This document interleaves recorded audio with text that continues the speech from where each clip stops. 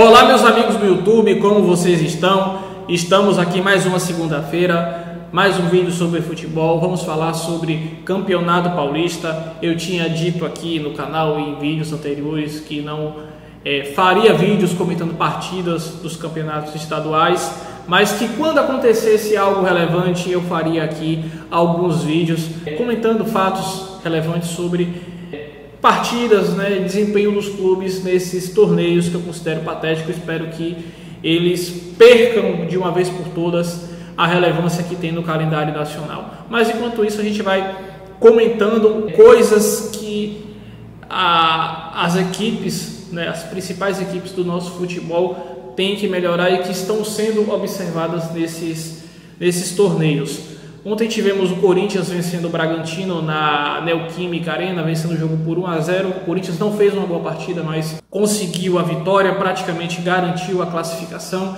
Esse jogo contra o Bragantino era um jogo importante, porque estamos falando aqui de duas equipes que vão representar o futebol paulista e o futebol brasileiro na Libertadores, por isso que eu considero esse jogo importante. O Corinthians precisava de um teste contra uma equipe desse nível. Semana que vem não, no fim de semana tem o jogo contra o São Paulo, vai ser um teste também, mas o Corinthians enfrentou um adversário forte que vai disputar a Libertadores e que, na minha opinião, é a quarta força de São Paulo. Hoje o Bragantino está acima do Santos, isso aí não podemos negar, mas hoje o Bragantino é a quarta força do futebol paulista e o Corinthians teve um teste relevante ontem e que serviu para o Vitor Pereira observar o que ele tem que mexer na equipe, quais são os reforços que o Corinthians precisa. Enfim, foi um desafio importante para o Corinthians testar a sua equipe. E tivemos o Santos ontem. O Santos empatou em casa com o Novo Horizontino, continua numa situação difícil no campeonato, embora esteja em segundo lugar, mas o Santos ainda corre risco de rebaixamento e o Peixe tem que abrir o olho e também tem que melhorar muito. Mas antes de começarmos o nosso vídeo, eu quero pedir a você que inscreva-se no canal, que deixe o seu like, que ative as notificações para receber os nossos novos vídeos e continue fazendo como vocês sempre fazem, participando e ajudando o canal a se fortalecer. Beleza, galera? Agora vamos falar do Campeonato Paulista. O Corinthians ontem venceu o Bragantino por 1-0. Como eu havia dito anteriormente, foi um teste importante, foi um teste relevante, tendo em vista que o Bragantino está na Libertadores, vai ser ali uma das equipes que vai representar o futebol paulista, o futebol brasileiro na Libertadores. O Corinthians não fez um bom primeiro tempo. As chances que o Corinthians teve, na maioria, foram chutes de fora da área, como um do Renato Augusto no começo do jogo, e de chegada mesmo ali na pequena área. O Corinthians teve só uma chance, que foi com o Juliano. No resto só deu o Bragantino, foi um verdadeiro massacre.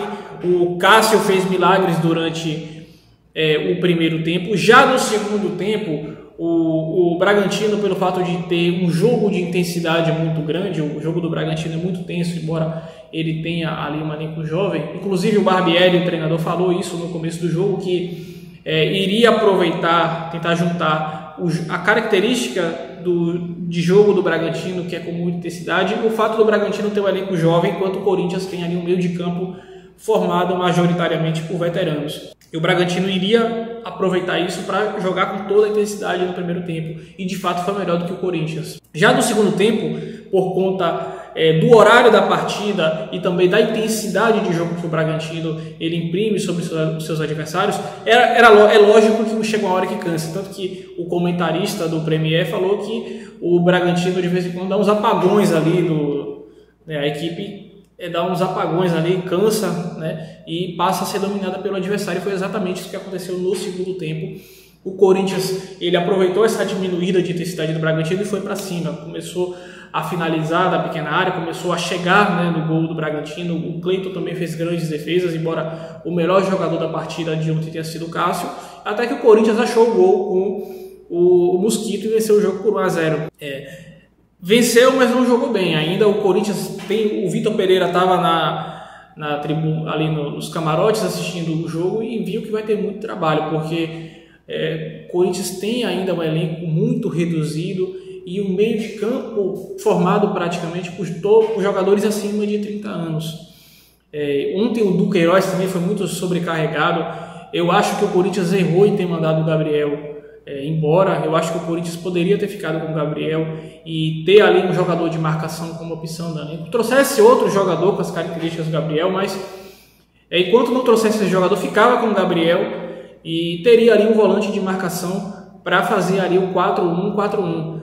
E o Duqueiroz teve muita dificuldade, porque ele não é um jogador de marcação, ele é um volante que sai mais para o jogo. E ele deu muito espaço, por ele não ser esse tipo de jogador, ele deu muito espaço para o Bragantino ontem. E essa foi uma das carências aí que o Vitor Pereira vai ter que acertar no Corinthians. Uma outra coisa também, o Corinthians trouxe o Bruno Melo do Fortaleza, que fez um campeonato excepcional ano passado no Fortaleza, e deixa o cara no banco para colocar o Lucas Piton, que é um jogador, embora jovem, ele não tem a qualidade que deu o Bruno Melo. Para mim, o Bruno Melo é muito mais jogador que o Lucas Piton, na minha opinião, né? E uma outra coisa, o Corinthians sentiu muita falta de um centroavante. Embora o Roger Guedes jogue com a 9 e tenha feito a função de centroavante ontem no jogo, ele não é um centroavante. Ele não é aquele jogador de fazer o pivô, receber a bola, ou aquele centroavante grandão que você cruza na área e ele faz gols de cabeça. O Roger Guedes não é esse tipo de jogador. Então o Corinthians precisa ali de um centroavante mesmo ali para disputar posição com o jogo. Já que o Jô está no banco, o Corinthians precisa contratar um centroavante para ser titular. Eu acho que o Diego Costa seria um bom nome aí pro elenco do Corinthians. Então o Vitor Pereira vai ter muito trabalho e o Corinthians também precisa contratar jogadores. O Corinthians precisa reforçar o seu elenco, porque quando você olha para o banco do Corinthians, não tem ninguém. Não tem ninguém no banco. É uma vergonha. O time que quer ser campeão da Libertadores, que quer brigar pelo título no Campeonato Brasileiro, na Copa do Brasil, tem que ter um elenco mais robusto. O Corinthians não tem isso. E com relação ao empate do Santos, o Bustos também vai ter muito trabalho lá no Santos. O Santos precisa contratar muita gente, porque com esse elenco aí, amigo, eu acho que não cai no Paulista, mas no Brasileiro é segunda divisão aí, certo. O Ricardo Goulart ainda não se encontrou, que foi a principal contratação do Santos, ainda não se encontrou. O Auro é uma incógnita, estava há muitos anos jogando nos Estados Unidos. O Santos precisa ter um zagueiro mais experiente para jogar com o Bauerman, precisa de um volante de marcação. O Camacho não é jogador de marcação para ser ali o primeiro volante. O Camacho não é esse tipo de jogador, o Zanocelo não é esse tipo de jogador, o Sandri não é esse tipo de jogador. O Santos precisa de um centroavante, de um camisa 9 também. O Léo Batistão não é 9, o Léo Batistão é um jogador que joga ali pelos lados e hoje não tem vaga para ele no elenco do Santos para jogar aberto pelos lados, porque tem muita gente naquela posição, então ele não vai ter o espaço dele, e como 9 ele não rende, então o Santos precisa também contratar um centroavante. O time desse ano é pior que o time do ano passado, então a situação do Santos é muito difícil. A gente espera que o Bustos, do jogo de sábado contra a Ferroviária, ele dê ali mandar uma lábia no elenco para ver se ganha esse jogo e sai do sufoco, porque contar com a vitória diante do Palmeiras no Allianz Parque é muito improvável. Então o Santos tem esse jogo contra a Ferroviária, é uma final de campeonato. O Santos precisa muito vencer esse jogo para chegar tranquilo na última rodada contra o Água Santa. E precisa contratar também. A gente sabe que é muito difícil o Santos montar um time para ser campeão, mas que pelo menos monte um time para fazer um campeonato brasileiro decente e que para não causar pânico no torcedor. Porque de título mesmo, o único título que o Santos tem chance de conquistar, na minha opinião, é a Copa Sul-Americana. O resto do Santos não tem chance nenhuma. Copa do Brasil e Campeonato Brasileiro, esquece. É tentar fazer ali uma participação decente nesses campeonatos, para, à medida que o Santos for organizando a sua vida financeira, ele ter condições de investir em elencos melhores nos próximos anos.